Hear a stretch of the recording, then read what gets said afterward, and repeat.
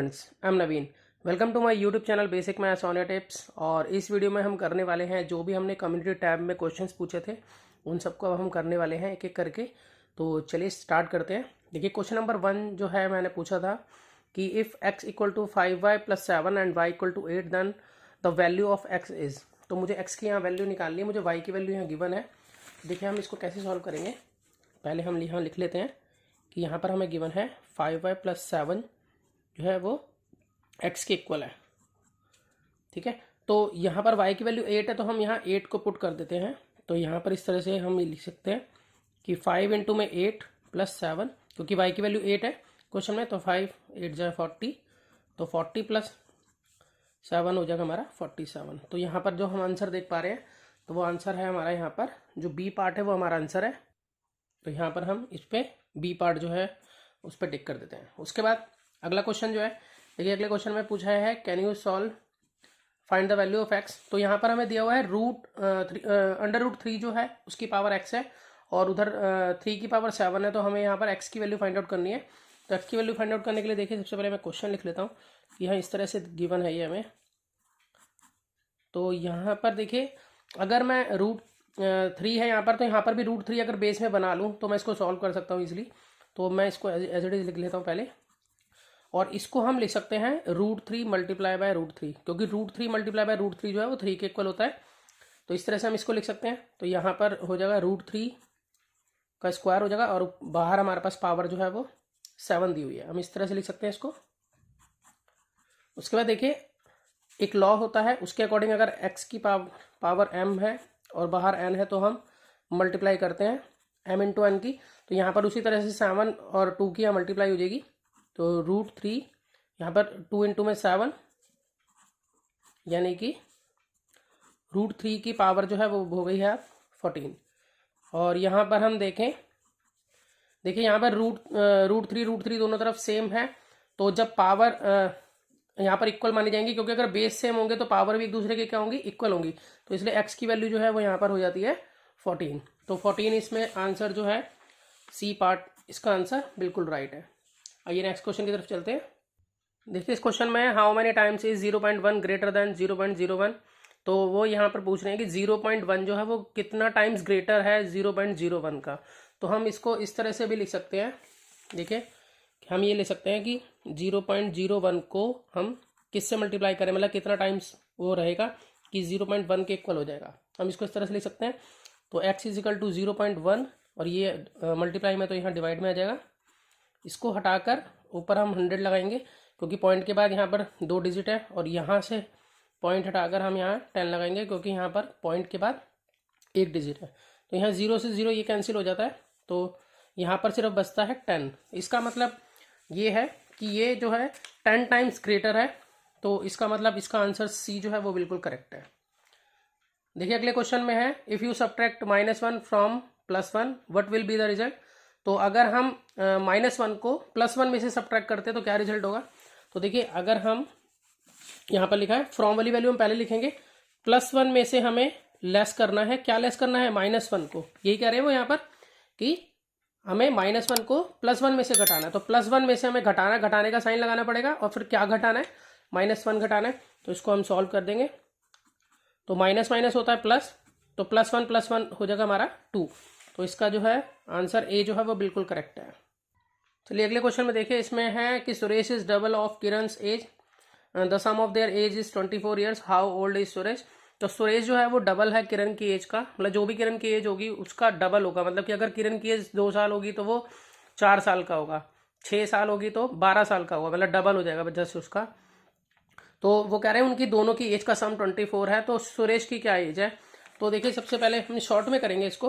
तो सुरेश डबल है किरण की एज का, तो हम किरण की जो एज है, लेट किरण's एज, उसको हम x मान लेते हैं। यहाँ पर हमें उसके बारे में नहीं पता, और सुरेश की जो एज है वो दुगनी है उससे, तो ये 2x हो जाएगा। और आगे हमें ये पता है कि इन दोनों की एज का सम जो है वो 24 है, तो मतलब x + 2x जो है वो 24 के इक्वल होगा। तो यहाँ हम सॉल्व कर लेते हैं, इसको प्लस करेंगे तो 3x = 24। तो x = 24/3 8।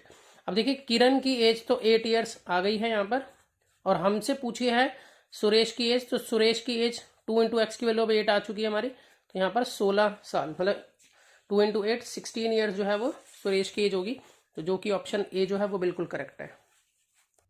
देखिए नेक्स्ट क्वेश्चन में हम क्वेश्चन नंबर 6 में हमें पूछा है कि 5% ऑफ विच नंबर इज 12, मतलब किस नंबर का 5% जो है वो 12 के इक्वल है। तो हम इसको इस तरह से लिख सकते हैं, हमें नंबर तो नहीं मालूम है, तो हम let number is equal to हम एक्स मान लेते हैं इसको, कि वो नंबर जो है एक्स है।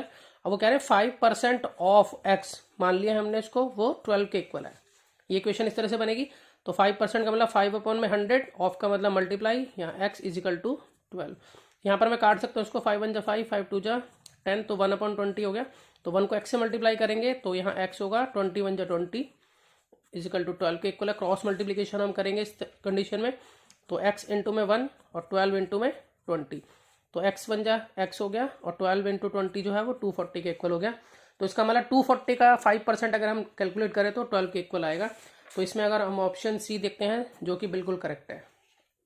देखिए नेक्स्ट क्वेश्चन में क्या पूछा है, अमन परचेज अ टेबल फॉर ₹1260, 1260 रुपए की एक टेबल उसने खरीदी, एंड ड्यू सम स्क्रैचेस, कुछ स्क्रैचेस की वजह से ऑन इट्स टॉप, इसके टॉप पर ही हैड टू सेल, उसको बेचना पड़ा इट फॉर ₹1197, 1197 रुपए की उसने बेच दी। तो उसमें लॉस परसेंट पूछ रहे हैं कि लॉस परसेंट क्या हुआ होगा उसको। तो देखिए इसमें सबसे पहले हम टेबल का कॉस्ट प्राइस लिख लेते हैं कि टेबल का कॉस्ट प्राइस क्या है। Cost price of table, cost price of table जो है वो हमें दे रखा है 1260 रुपये, और जो सेलिंग प्राइस है टेबल का वो हमें दे रखा है 1197।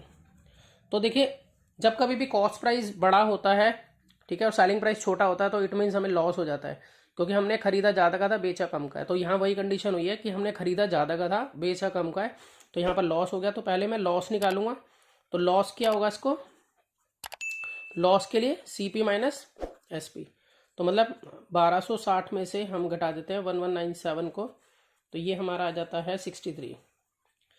ठीक है, अब उसके बाद हमें निकालना है लॉस परसेंट। ठीक है, लॉस परसेंट निकालने के लिए क्या फॉर्मूला होता है, लॉस अपॉन में CP इंटू में 100। चाहे हम लॉस परसेंट निकालें चाहे हम प्रॉफिट परसेंट निकालें, हमेशा CP ही आता है नीचे से।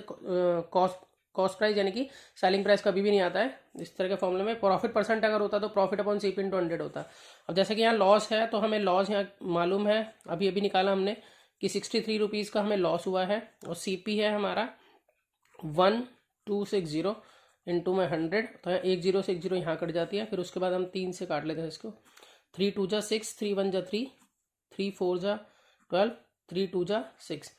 अब फिर ये जा रहा है 7 से जा रहा है, 7 3 जा और 7 6 जा, फिर 3 1 जा 3, 3 2 जा 6। अब ये 2 और 10 कटेगा आपस में, तो ये 2 5 जा 10। तो इसका मतलब ये हो गया कि 5% जो है वो लॉस परसेंट हुआ है। तो यहाँ पर देखते हैं, देखिए 5% बी जो है ऑप्शन इसका बिल्कुल करेक्ट है। चलिए नेक्स्ट क्वेश्चन की तरफ चलते हैं। देखिए नेक्स्ट क्वेश्चन में, Rohan is a student of class 10th class, मतलब रोहन 10वीं क्लास का स्टूडेंट है। In his class his position is 16th from the top, तो उसकी क्लास में पोजीशन अगर देखें तो वो 16th है टॉप से, and the 49th from the bottom, मतलब नीचे से देखें तो 49th है बॉटम से ये। तो टोटल नंबर ऑफ स्टूडेंट्स कितने हैं क्लास में, हमें ये बताना है। परसेंटेज यहाँ गलत से लग गया, ठीक है। तो यहाँ पर हमें बताना है कि कितने टोटल नंबर ऑफ स्टूडेंट है। तो इस तरह की कंडीशन के अंदर हम क्या करते हैं कि टॉप और बॉटम में जितने भी हैं उसको प्लस करके 1 माइनस कर देते हैं। तो यहाँ पर अगर हम देखें तो टॉप में जो स्टूडेंट्स हैं, टॉप से जो है उसकी पोजीशन वो 16th है, और बॉटम से उसकी पोजीशन 49 है। तो अगर हम इन दोनों को ऐड करते हैं तो हमारा आ जाता है 65, और 65 में से हम करेंगे 1 माइनस, ठीक है, तो हमारे पास आंसर आता है 64। तो 64 स्टूडेंट्स होंगे उसकी क्लास में, ठीक है। अगर इस देखिए 64 डी ऑप्शन इसमें आएगा। तो अगर मैं आपको दूसरे शब्दों में समझाऊं, यहाँ तो थोड़ा ज़्यादा लिखा हुआ है। सपोज करो कि एक स्टूडेंट है वो टॉप से तो सेकंड रैंक पर है, ये हो गया यहाँ पर ये, ठीक है, और बॉटम से देखें तो वो 4th रैंक पर है सपोज करो। तो यहाँ से मतलब यहाँ से देखें तो सेकंड है, यहाँ से देखें तो फोर्थ पोजीशन पे करता है बॉटम से, और टॉप से करता है 2 पे। तो अगर हमसे यहाँ पूछा जाए कि कितने स्टूडेंट है, तो देखिए यहाँ पर हम क्या करेंगे, यही केस कि हम 2 और 4 दोनों को पहले ऐड करेंगे और उसमें से 1 माइनस करेंगे। तो हमारे पास 5 आएगा। तो देखिए है ना 5 स्टूडेंट, तो ये यहाँ पर जो स्टूडेंट है वो सेकंड नंबर पे है इधर से, और अगर इधर से देखें तो 4 पर भी है। तो इस कंडीशन में हम दोनों को प्लस करते हैं पहले, और फिर उसमें से 1 माइनस कर देते हैं, क्योंकि वो डबल काउंट ना हो इसलिए। तो चलते हैं नेक्स्ट क्वेश्चन की तरफ। देखिए नेक्स्ट क्वेश्चन है, Aman salary is 25 more than Bhanu salary. तो अमन की सैलरी जो है वो 25% ज़्यादा है भानु की सैलरी से, और भानु की सैलरी जो है, अच्छा, Bhanu salary is how much less than the Aman salary. तो भानु की सैलरी कितना कम है अमन की सैलरी से, हमें ये बताना है, यहाँ पर परसेंटेज में बताना है इसके। तो देखिए इसके लिए क्या करेंगे, इसके लिए एक वैसे ट्रिक होती है बहुत ही इजी। जैसे कि मोर देन है, तो जितना जितना मोर देन है हम उसको ऊपर लिख लेंगे, यानी कि ट्रिक के अकॉर्डिंग 25 मोर देन है तो 25 ऊपर लिख लेंगे, और क्योंकि जो है वो मोर देन है तो इसका मतलब 100 प्लस जितना ज़्यादा है वो नीचे इस तरह से, और इनटू में 100, इस तरह से इसकी ट्रिक है। तो ये आ जाता है 25 अपॉन में 125 इंटू में 100। तो 25 5 जा होता है 125, और 5 1 जा 5, 5 2 जा 10। तो इसका मतलब 20% जो है इसका आंसर होगा। लेकिन अगर हम इसको तरीके से समझें, ये तो ट्रिक थी एक, तरीके से समझे तो हम इसको समझ सकते हैं। सबसे पहले जैसे कि मुझे क्वेश्चन में अमन की सैलरी 25% ज़्यादा है भानु की सैलरी से, तो भानु की सैलरी के बारे में मुझे कुछ नहीं पता, तो मैं पहले भानु की सैलरी को x मान लेता हूँ। लेट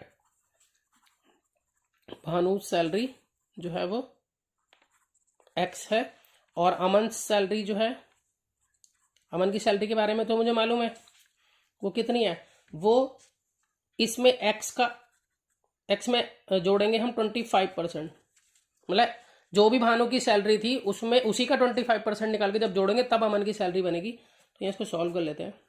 तो ये हो जाता है x अपॉन में 4, और यहाँ पर x, दोनों का एलसीएम ले लेते हैं, और जो 4x प्लस x यानी कि 5x अपॉन 4, यानी कि भानु की सैलरी अगर x है तो अमन की सैलरी है 5x अपॉन 4। ठीक है, अब हम डिफरेंस निकाल लेते हैं वो कितनी कम है, भानु की सैलरी कितनी कम है।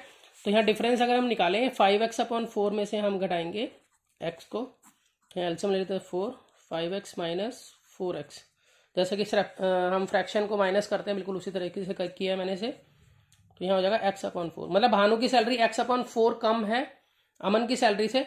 अब हमें परसेंटेज में से निकालना है, तो सबसे पहले हमें जो है जितनी कम है वो ऊपर लिख लेंगे, फिर उसमें डिवाइड करेंगे, जो किससे कंपैरिजन कर रहे हैं, अमन की सैलरी से कर रहे हैं, तो अमन की सैलरी लिखेंगे यहाँ पर 5x अपॉन 4 और इंटू में 100।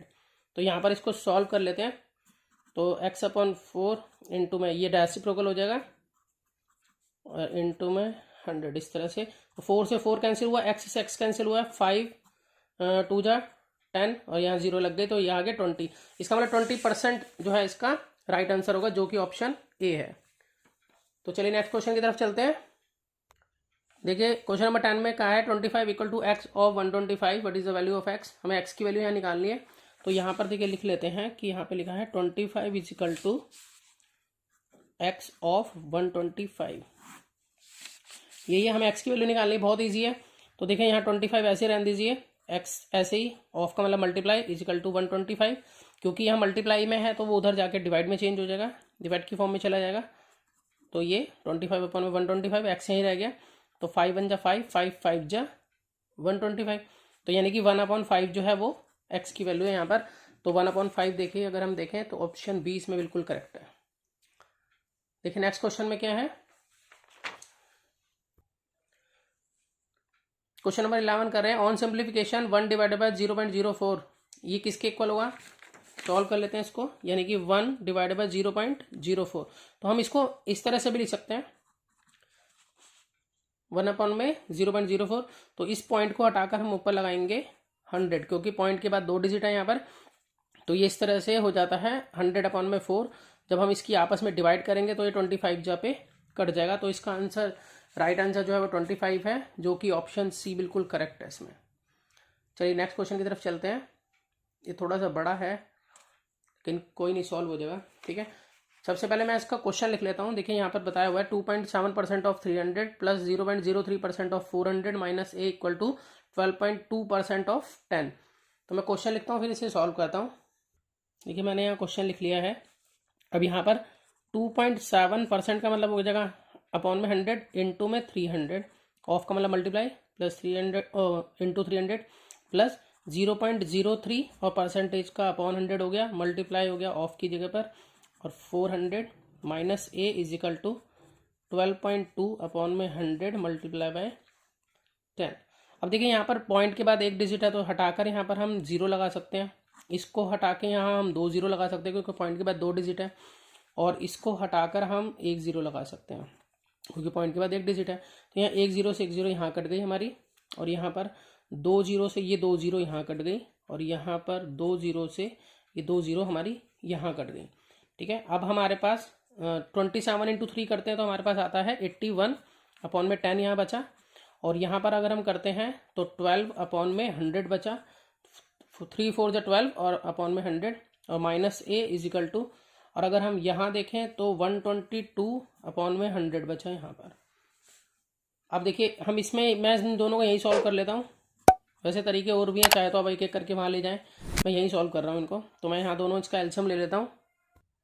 तो देखिए यहाँ पर 10 और 100 का एल्शियम ले लेंगे तो हमारे पास 100 आएगा, फिर इन दोनों की डिवाइड करेंगे, ऊपर से मल्टीप्लाई करेंगे तो ये हमारा आ जाएगा 810, क्योंकि 100 को मैंने 10 से डिवाइड करा तो 10 आया, 10 को ऊपर से मल्टीप्लाई करा यानी कि 81 से करा 810 आया, 100 को 100 से डिवाइड करा 1 आया, 1 को ऊपर से मल्टीप्लाई किया 12 आया, minus a is equal to 122 upon में 100।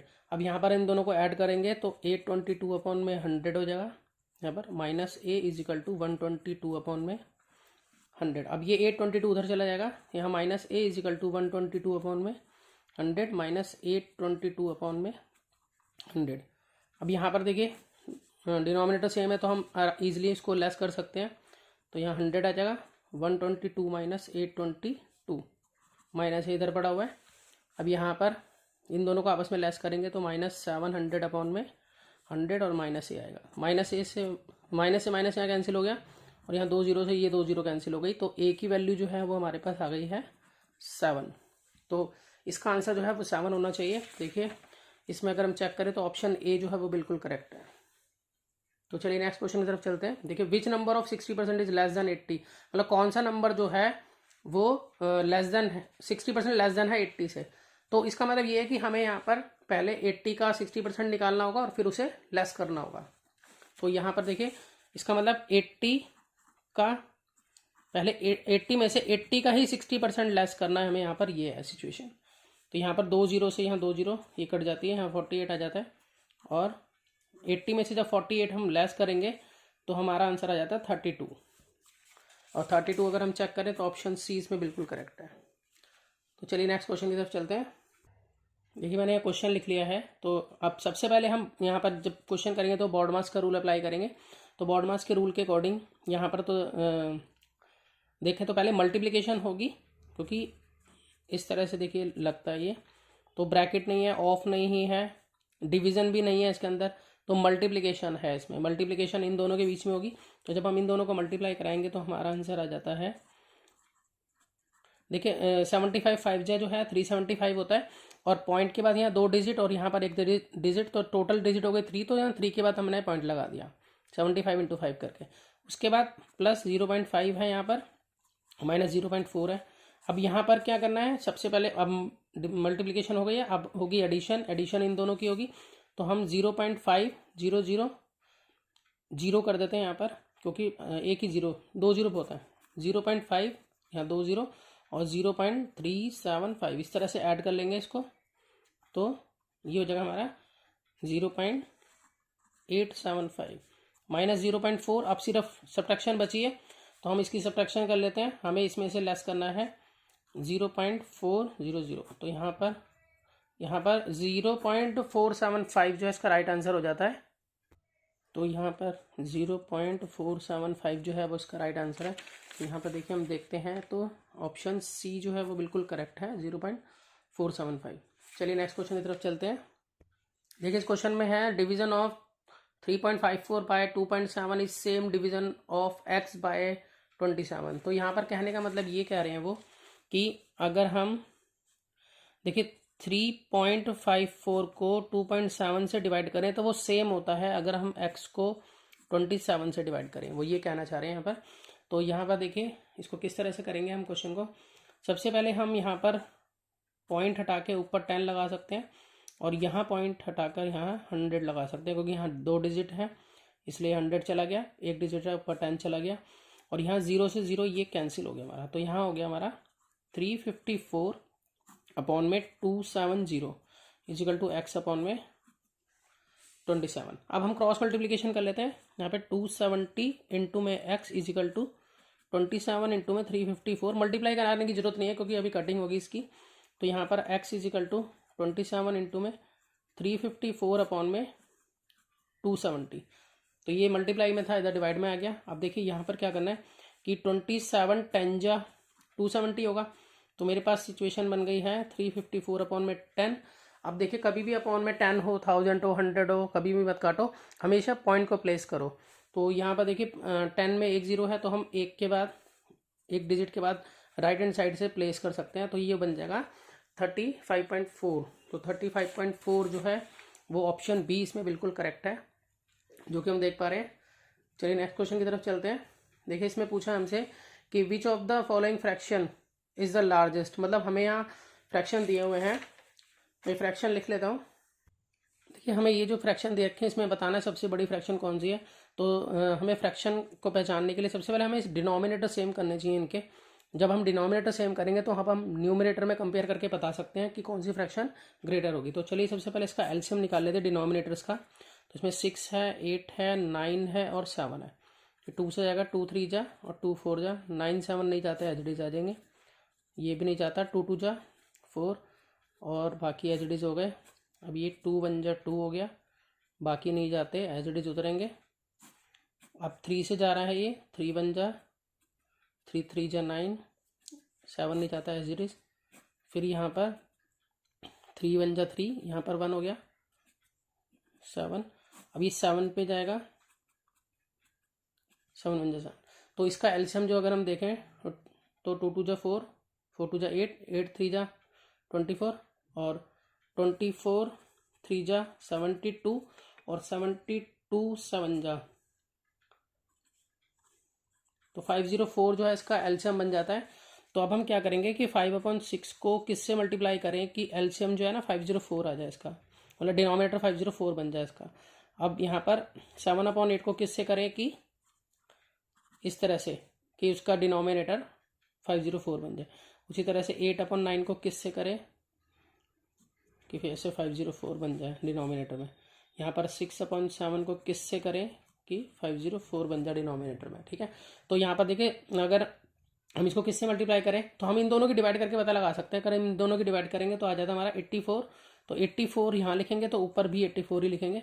तो 5 इंटू में 84 करते हैं तो हमारा ये बनता है 420। उसी तरह से 8 को किससे मल्टीप्लाई करें कि 504 बने, तो हम 63 से मल्टीप्लाई कर पाएंगे तभी बनेगा। तो ये 63, यहाँ पर भी ऊपर भी 63 लिखेंगे और इसको मल्टीप्लाई करेंगे तो 441 बनेगा। 9 को किससे मल्टीप्लाई करें कि 504 बने, तो ये 56 से करेंगे तो बनेगा, और 56 को 8 से मल्टीप्लाई करेंगे तो 448 बनेगा। उसी तरह से 7 को किससे मल्टीप्लाई करें कि 504 बने, तो हम इसको 72 से मल्टीप्लाई करेंगे तो ऊपर भी 72 इंटू 6 हो जाएगा हमारा 432। अब देखिए अब इन सब के डिनोमिनेटर जो हैं वो सेम हो चुके हैं। देखिए अब हम न्यूमरेटर में देखेंगे सबसे बड़ा न्यूमरेटर किसका है। तो अगर हम सबसे बड़ा न्यूमरेटर देखें तो वो ये जो है 448/504, ये वाला जो है 448 सबसे बड़ा है। इसमें 420 है, 441 है, 448 है, 432 है। तो इसका मतलब जो 8/9 है वो सबसे ग्रेटेस्ट फ्रैक्शन है, मतलब लार्जेस्ट फ्रैक्शन है। तो 8/9 देखते हैं इसमें, ये सी पार्ट जो है वो इसका बिल्कुल करेक्ट है। तो चलिए नेक्स्ट क्वेश्चन की तरफ चलते हैं। The difference between a number and it's 3/5 is 50। मतलब एक नंबर और उसके 3/5 जो डिफरेंस होता है वो 50 का होता है। तो नंबर क्या है वो हमें ये निकालना है। तो हम नंबर को जो है वो x मान लेते हैं। Let number is equal to x। अब क्वेश्चन के अकॉर्डिंग कह रहे हैं उस नंबर में और उसके 3/5 में जो डिफरेंस है वो 50 का है। तो बस हम इसको सॉल्व कर लेंगे तो हो जाएगा हमारा काम। तो यहाँ पर हम एलसीएम ले लेते हैं 5, तो यहाँ 5x हो जाएगा minus 3x is equal to 50। तो यहाँ पर हो गया 2x अपॉन में 5 इज इक्वल टू 50। अब क्रॉस मल्टीप्लाई करेंगे यहाँ पर, इसी के आगे कर देता हूँ मैं यहाँ पर। तो 2x 1 जा 2x हो जाएगा और 50 इंटू में 5 यहाँ हो जाएगा 250। तो x इजिकल टू 250 अपॉन में 2 काट कर आ जाएगा 125। तो 125 जो है वो इसका राइट आंसर होगा। तो ऑप्शन सी जो है 125 है जो कि इसका राइट आंसर है। चलिए नेक्स्ट क्वेश्चन की तरफ चलते हैं। देखिए अगले क्वेश्चन में है कि a train run from New Delhi to Ghaziabad in 1 hour and 20 minutes. तो देखिए एक ट्रेन है जो नई दिल्ली से गाजियाबाद जाती है, तो 1 घंटा 20 मिनट लगते हैं उसको।